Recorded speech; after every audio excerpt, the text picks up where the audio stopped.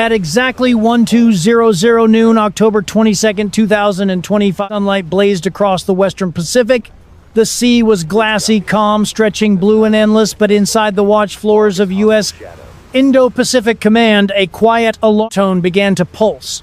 High-resolution satellite imagery had just revealed two large wakes cutting steadily eastward well beyond the typical Chinese naval patrol routes. The tracks were wide, slow, and heavy, the unmistakable signature of aircraft carriers. Within minutes, analysts confirmed the identification: CV-16 Liaoning and CV-17 Shandong. China's two operational carriers were sailing together beyond the so-called Second Island Chain, the invisible line that for decades had marked the outer perimeter of maritime dominance in the Pacific. What made the sighting extraordinary wasn't just their position, it was the coordination. They were operating side by side, their escorts fanned out in a perfect combat formation. At 12:18 p.m., the radar aboard the USS Halsey, an Arleigh Burke-class guided missile destroyer, patrolling roughly 200 nautical miles east of the Chinese formation, picked up the same contacts. The ship's SPY-1D phased array radar painted clean, symmetrical returns. The carrier group was moving at 18 knots, heading almost due east. No transponder signals, no hails, no deviation from course. The formation was deliberate, disciplined, and entirely silent. On the Halsey's bridge, the watch officer called it out. New contact group bearing 271, range 195 nautical miles. Likely planned formation. Multiple high-value returns. The captain, a veteran of Pacific deployments, didn't raise his voice. Confirm classification. Maintain shadow distance. Log every emission. This wasn't just a tracking event, it was surveillance of a historic naval move. Across the horizon, the U.S. Navy's Pate Ampere's Poseidon patrol aircraft orbited high, its synthetic aperture radar scanning the ocean below. On its live data feed, analysts could clearly see the pattern. Two carriers, each flanked by Type 055 Renhai-class cruisers and Type 052D destroyers, with supply ships trailing close behind. One look at the satellite overlay was enough to tell the story. This wasn't a routine training cruise. It was a carefully staged demonstration, Beijing's message to Washington, written in steel and wake foam: "We can reach you now." 12:37 p.m., the Halsey's electronic warfare console registered faint pulses, narrowband radar sweeps from a Chinese cruiser. Aggressive enough to trigger alarm, but assertive enough to be noticed. The captain gave a measured order: record and continue passive. They're fishing for signature. Don't give it to them. Meanwhile, the USS John Finn, another Arleigh Burke, operating to the south, adjusted her course to maintain a parallel vector. Between both destroyers stretched nearly 100 miles of open water, a silent barrier separating two rival fleets that now shared the same ocean. The Americans knew their monitor document and avoid escalation. The Chinese knew their test boundaries without crossing them. At 12:50 p.m., both carrier decks came alive. Satellite feeds J-15 fighters launching in synchronized pairs, twin plumes of jet exhaust glinting against the midday glare. Flight deck crews moved with machine precision catapults, armed aircraft refueled helicopters rising for anti-submarine sweeps. Over open comms, Chinese state media repeated the line that this was routine training for blue water readiness. But the location told another story. These carriers were now east of the Philippines, well inside waters historically dominated by U.S. patrols.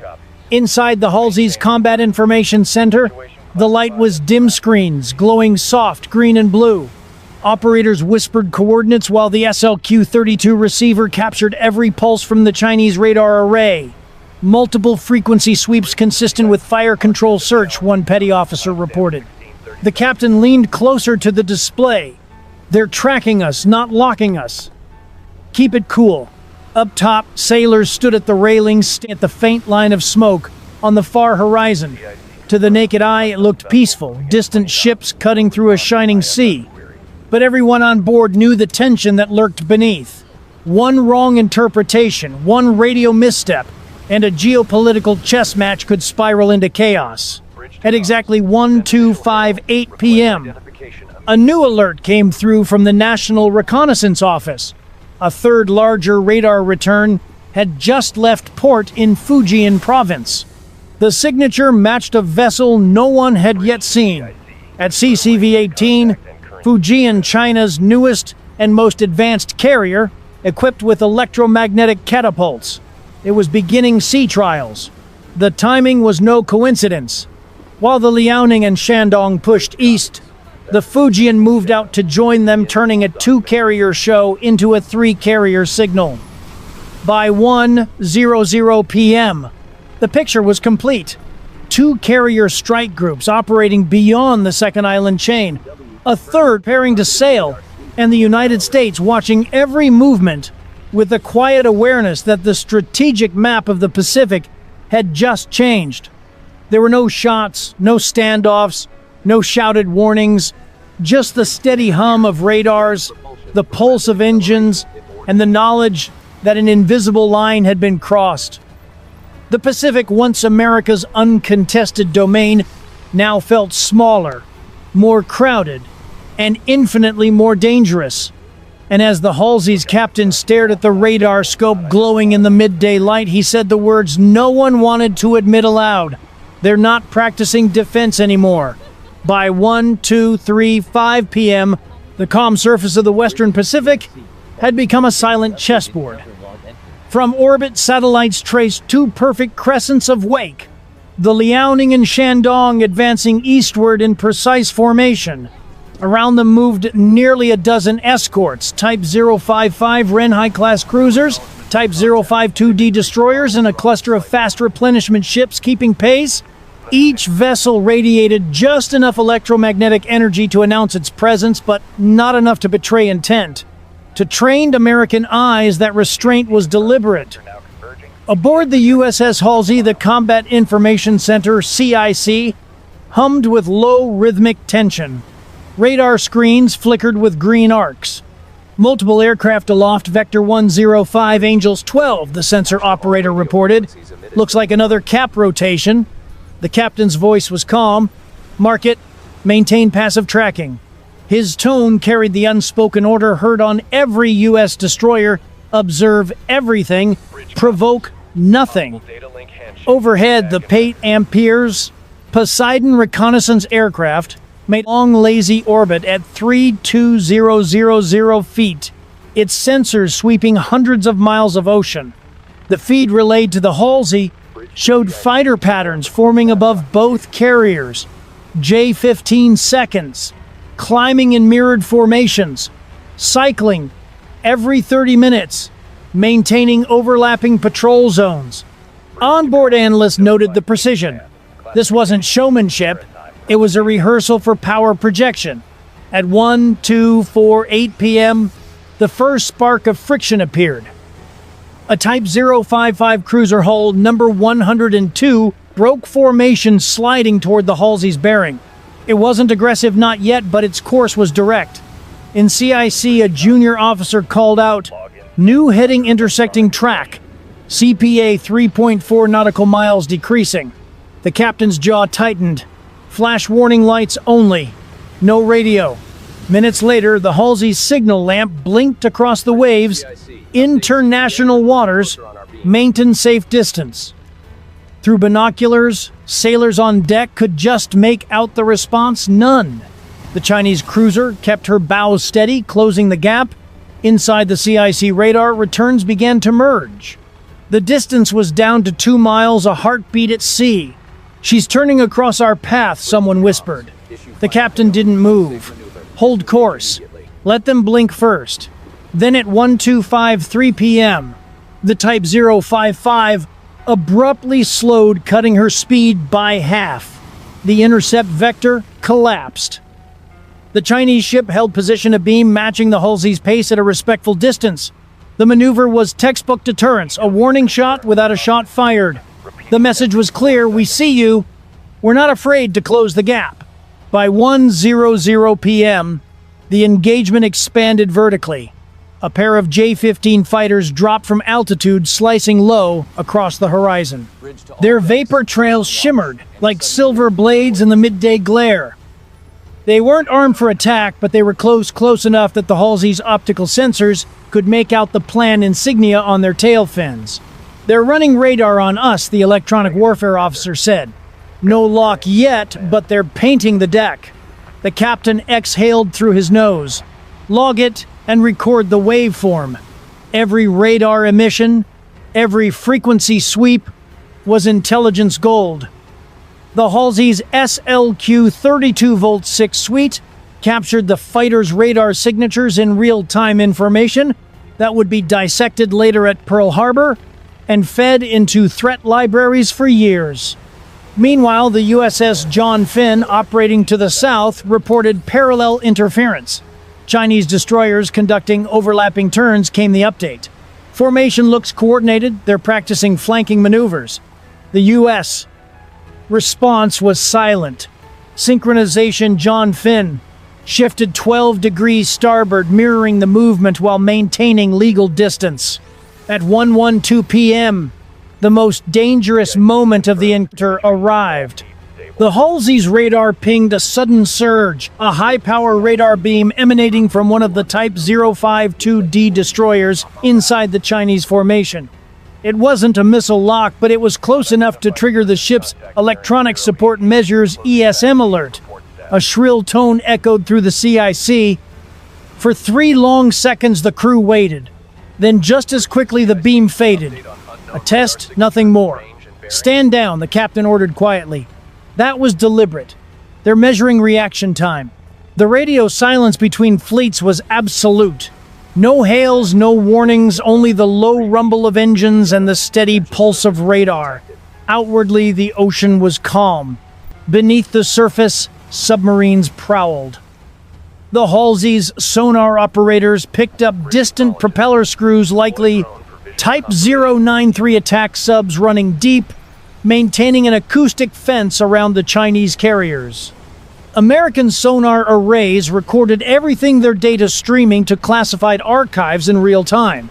At 1:25 p.m., the Poseidon's infrared sensors captured a new signature missile exhausts flaring from one of the Chinese destroyers. Live fire drills launched eastward toward open sea. The missiles arced high, detonating harmlessly miles away, but every explosion rippled across the geopolitical map. On board the Halsey, sailors watched distant plumes rise against the sunlit horizon. One petty officer muttered, "Looks like fireworks." The captain didn't smile. Fireworks have purpose. At 1:30 p.m., Beijing state television began broadcasting live footage of the drills. J-15 seconds launching with afterburners blazing, missiles streaking across blue sky, destroyers firing in unison. The commentary was triumphal. The People's Navy now sails beyond the first island chain, securing peace through strength. In the Halsey's Combat Information Center, no one spoke. The screens glowed with the quiet truth behind the spectacle: radar, ranges, signal patterns, missile trajectories, all logged with clinical precision. This wasn't just an exercise to impress domestic audiences. It was a proof of concept. For decades, China's navy had been confined to coastal waters, defensive in doctrine and reach. But at high noon on October 22, 2025, that era ended. And as the Halsey's captain stared across the glittering expanse of the Pacific, he said what everyone already knew. They're rehearsing for tomorrow. By 2:00 p.m., the tension across the Western Pacific began to ease, at least on the surface. The Liaoning and Shandong were still out there carving parallel trails through the calm water, but their live-fire drills had ceased. Smoke from spent missile motors drifted off with the wind, leaving only the faint shimmer of heat rising from the decks. For nearly 3 hours, 2 carrier strike groups had executed a meticulously coordinated display of Chinese naval power, a message aimed as much at Washington as it was at the world. Inside the USS Halsey's Combat Information Center, the once frenzied pace slowed to quiet analysis. Operators leaned over glowing screens, exporting terabytes of signal data, radar frequencies, missile telemetry flight cycle intervals, and the precise timing of each J-15 launch and recovery. The captain crossed his arms and watched as another set of figures scrolled across a monitor. "We just got a masterclass in their playbook," he said quietly. Now the question is, what's next? The answer was already surfacing, literally. At 2:18 p.m., new telemetry came in from satellites orbiting near Fujian province. A massive radar return had departed port heading southeast. It was China's newest carrier, the CV-18 Fujian, conducting full-power sea trials for the first time. The timing could not have been more deliberate. As the Liaoning and Shandong pushed the second island chain from one direction, the Fujian emerged from home waters, symbolizing the next evolution of Chinese sea power. Unlike its predecessors, the Fujian wasn't limited by ski jump ramps or lightweight aircraft. Its electromagnetic catapult systems similar to the U.S. Navy's EMALS technology on Ford-class carriers could launch fully loaded stealth fighters and early warning planes, expanding operational range and strike endurance. It was the technological bridge between imitation and parity. For decades, analysts had debated when China would transition from a regional to a true blue water navy. On October 22, 2005, that question was answered and logged in the databanks of two American destroyers, silently shadowing from afar. By 2:30 p.m., the USS John Finn reported reduced emissions from the Chinese fleet. The Liaoning and Shandong began gradual turns westward, a slow, deliberate retreat. The exercise was complete. The message had been sent. Still, American sailors knew that every withdrawal marks preparation for a return. The Halsey's captain ordered a final log entry before securing from Condition 3. Chinese carrier strike groups executed dual operations east of the second island chain. Strategic significance high. Operational behavior confident, coordinated, and sustained. The data would travel up the chain from the destroyer to 7th Fleet, from 7th Fleet to Indo-Pacific, from there to the Pentagon. Within hours, analysts would begin dissecting the patterns, comparing radar emissions, calculating launch intervals, and modeling what those numbers meant for the balance of power in the Pacific. For the United States, the conclusion was sobering but undeniable. The Pacific was no longer uncontested. The shift wasn't measured in missiles fired or ships sunk, but in confidence. The confidence of a Navy that now believed it could operate anywhere the U.S. could. And perhaps that was Beijing's real objective, not to win a fight, but to normalize its presence, to make its carriers as familiar in the mid-Pacific as American ones. On the diplomatic front, reactions rippled quickly. Tokyo's defense ministry called the drills a destabilizing projection of force. Kira labeled it a strategic provocation. Manila described it as a reminder that geography alone no longer guarantees safety. Even Seoul issued a rare public statement urging restraint. The Indo-Pacific had felt the tremor, and everyone understood where it came from. By mid-afternoon, the Halsey's radar showed the Chinese formation shrinking on the edge of the display. The contacts grew fainter until they vanished completely beyond the curvature of the Earth. Only static remained, the sound of distance returning. The captain stepped onto the bridge wing, the noonday sun still glaring off the waves. Around him, sailors relaxed slightly, though no one truly let their guard down. "They'll be back," one petty officer said. The captain nodded. Of course. The sea remembers every challenge. Far above, satellites tracked the Fujian, accelerating southeast engines, throwing white foam into the air, a steel reminder that the next time China sailed east, it would do so with 3 carriers, not 2.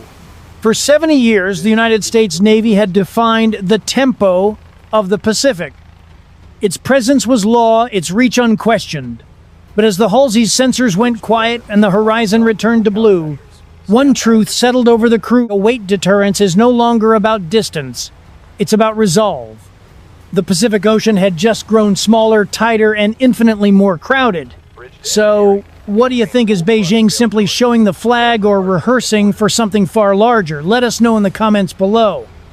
And if you found this breakdown eye-opening, subscribe to support more true cinematic naval storytelling from the world's most contested waters. Because at high noon on October 22nd, 2025, the rules of the Pacific changed, not with a shot fired, but with a wake drawn boldly across the map,